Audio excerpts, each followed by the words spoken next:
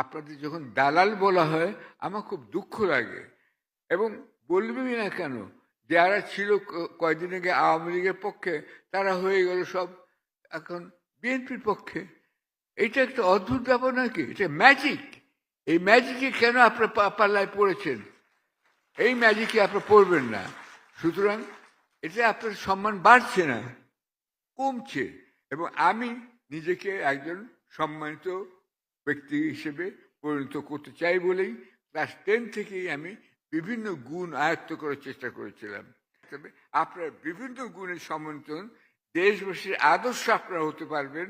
দেশবাসী বলবেন না, সিএসপি হওয়ার দরকার নেই, আর্মিতে হওয়ার যাওয়ার দরকার নেই, আমি সাংবাদিক হতে চাই।